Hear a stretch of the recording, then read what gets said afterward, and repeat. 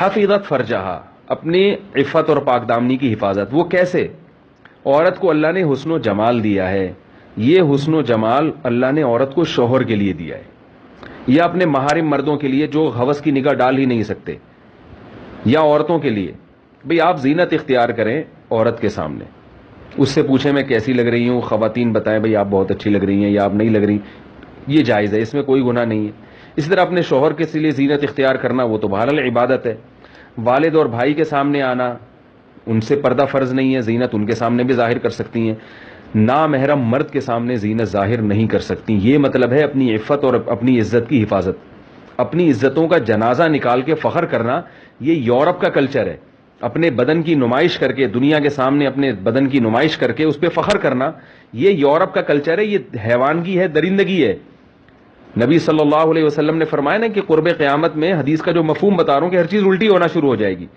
جو کام کسی زمانے میں بہت بڑی ذلت سمجھا جاتا تھا وہ کام اس زمانے میں عزت سمجھا جاتا ہے.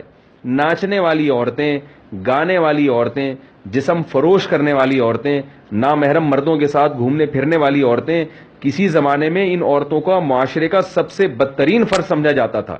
اور آج فنکارائیں، اداکارائیں، انہی کو اسٹیج پہ لا کے وہ عزت دی جاتی ہے کہ وہ عزت علماء صلحاء کی نہیں ہے.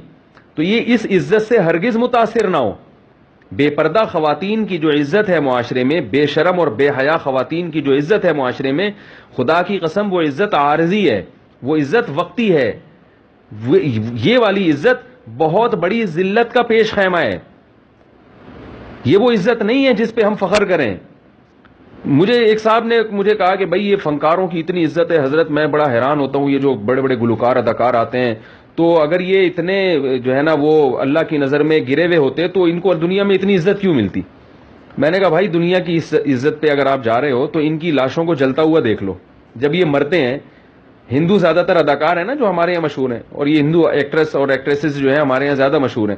تو میں نے کہا آپ ان کی جب یوٹیوب پہ سرچ کرو کوئی ہندو بڑا اداکار جس کے چاہنے والے بہت تھے مرا ہے، تو اس کی لاش کو جلتا ہوا دیکھو، یا قبر میں کیڑے جا کے دیکھو اس کی لاش پہ کتنے کیڑے ہیں.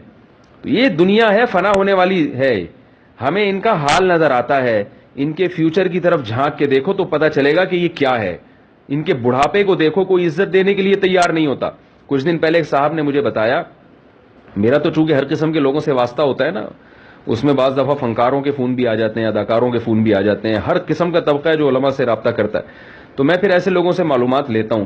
تو ایک صاحب نے مجھے بتایا کہ پاکستان کے جو مشہور ترین اداکارہ تھی، مجھے نام یاد نہیں ہے اس کا، اس اداکارہ کا کہہ رہے ہیں میں نے دیکھا اس کو کہ وہ انتہائی قسم پرسی کی حالت میں بڑھاپے کی زندگی گزار رہی ہے، اور اس کے منہ سے رال ٹپکتی ہے تو کوئی صاف کرنے والا نہیں ہے، بیمار ہے تو کوئی علاج کرنے والا نہیں ہے، اور کوئی پرسان حال نہیں ہے اس کا. کہہ رہے وہ صاحب مجھے بتانے لگے کہ وہ اداکارہ جو تھی ہمارے بچپن میں اتنی فیمس ایکٹریس تھی کہ ہم اس کی ڈرامہ یا فلم، انہوں نے کیا کہا مجھے صحیح یاد نہیں رہا، اس کی فلم دیکھنے کے لیے انتظار میں رہتے تھے کہ کب اس کی فلم ریلیز ہوگی، کب اس کا ڈرامہ آئے گا تو ہم دیکھیں گے. اور کہا کہ بڑھاپے میں اس کی حالت کیا ہے، کہ کہہ رہے ہیں کہ انتہائی قسم پرسی کی حالت میں زندگی، کوئی پوچھنے والا نہیں ہے، کوئی سلام کرنے والا نہیں. تو وہ مجھے کہنے لگے یار مجھے بڑی عبرت ہوئی ہے یہ منظر دیکھ کے. تو میں نے کہا عبرت ہونی چاہیے.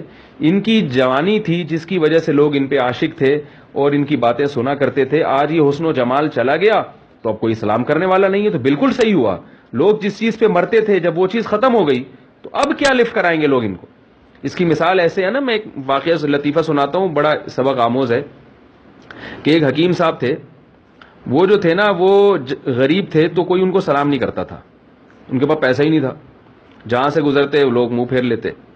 اللہ کا کرنا یہ ہوا کہ ان حکیم صاحب کے پاس بہت مال و دولت آ گئی اور بڑے مالدار ہو گئے، اور ان کی تجوریاں جو ہے وہ سونے کے سکوں سے بھر گئیں. اب کیا ہوا کہ وہ حکیم صاحب جہاں سے گزرتے اب ان کا لباس، خوراک، پوشاک، سارا معیار زندگی بدل گیا. تو حکیم صاحب جہاں سے بھی گزرتے تو لوگ ان کو کہتے السلام علیکم، حکیم صاحب جی السلام علیکم. تو حکیم صاحب جواب نہیں دیتے، کہتے اچھا ٹھیک ہے پہنچا دوں گا. لوگ حیران ہوئے کہ بھئی یہ کیا بات ہے، ہم حکیم صاحب کو سلام کرتے ہیں، حکیم صاحب السلام علیکم، جھک جھک کے سلام کر رہے ہیں ان کی شیروانی دیکھ کے، اور حکیم صاحب کہتے ہیں ہاں ہاں پہنچا دوں گا. ایک دن ایک آدمی نے پکڑ لیا کہ حکیم صاحب ہم آپ کو سلام کر رہے ہیں، آپ کس کو پہنچا دیں گے؟ انہوں نے کہا اصل میں تم لوگ مجھے سلام نہیں کرتے، میری دولت کو سلام کرتے ہو. کہا کہ جب میرے پاس پیسے نہیں تھے کوئی بھی سلام نہیں کرتا تھا، اب جب میرے تجوریاں بھر گئی ہیں تم سب مجھے سلام کرتے ہو، تو اصل میں مجھے نہیں کر رہے بلکہ کس کو کر رہے ہو؟ پیسے کو۔ تو میں رات کو اپنی تجوری کے پاس جا کے بتاتا ہوں بھائی غفار بھائی نے بھی تجھے سلام کہا ہے، وسیم بھائی نے بھی سلام کہا ہے، اور کلیم بھائی بھی سلام کر رہے تھے، اور بی بی گل چمن گزر رہی تھیں انہوں نے بھی تجھے سلام کہا ہے۔ تو یہ سارے سلام میں پہنچا دیتا ہوں اور اس سے کہتا ہوں تو خود ہی وعلیکم السلام کہتے بھائی ان سب کو۔ تو یہ جو فنکار اداکارائیں ہیں جن کو دیکھ کر آج کی خواتین متاثر ہوتی ہیں، ان کی عزت دیکھ کے ناچنے گانے والیوں کی کہ ہائے کاش بھی ہم بھی ان جیسے ہوتے، تو کبھی ان کا بڑھاپا بھی تو دیکھیں، ان کی قبر بھی تو جا کے دیکھیں۔ بڑھاپے سے پہلے، قبر سے پہلے تو بڑھاپا ہے، وہ تو نظر آتا ہے، قبر کے اندر تو ہم جھانک کے نہیں دیکھ سکتے لیکن بڑھاپا تو نظر آتا ہے۔ تو کس قسمہ پرسی میں یہ لوگ زندگی گزارتے ہیں۔ ایک اداکار نے مجھے بتایا، اس نے کہا یہ جو بعض بوڑھے ایکٹرس کو جو اسٹیج پہ لا کے عزت دی جاتی ہے نا، تو یہ بھی تھوڑی دیر کے لیے دی جاتی ہے، صرف میڈیا کے سامنے لانے کے لیے تھوڑی دیر کی عزت، اس کے بعد ان کو بھی کک آؤٹ کیا جاتا ہے، چلو بھائی گھر جا کے کھانسو، ادھر کھانسنے کی اجازت نہیں ہے۔ ان کا بھی کوئی پرسان حال نہیں ہوتا، اولادیں ان کی نہیں مانتی۔ ظاہر ہے جب اب آپ نے اللہ اس کے رسول ہی نہیں سمجھایا کسی کو تو وہ باپ کو کہاں مانے گا، وہ کیسے باپ کی اطاعت کریں گے، وہ اولادیں نہیں مانتی۔ تو اس لیے ایک شاعر نے بڑا پیارا شعر کہا ہے نا کہ رنگ رلیوں پہ زمانے کی نہ جانا اے دل، یہ خزاں ہے جو انداز بہار آئی ہے۔ یہ خزاں ہے لیکن اسٹائل اس کا بہار والا ہے یہ خزاں، حقیقت میں یہ بہار نہیں ہے۔ تو یہ جو دنیا کی بہاریں ہیں ان سے کبھی متاثر نہیں ہونا چاہیے۔ آپ جائز لذتیں ضرور اختیار کریں، جائز دولت ضرور رکھیں، جائز پیسہ جائز زینت ضرور اختیار کریں، مگر دنیا داروں کی اور اللہ کے نافرمانوں کی زیب و زینت دیکھ کر کبھی متاثر نہ ہوں۔ اس پر اور بھی بڑے واقعات ہیں قرآن مجید میں بیان کروں گا تو بات لمبی ہو جائے گی۔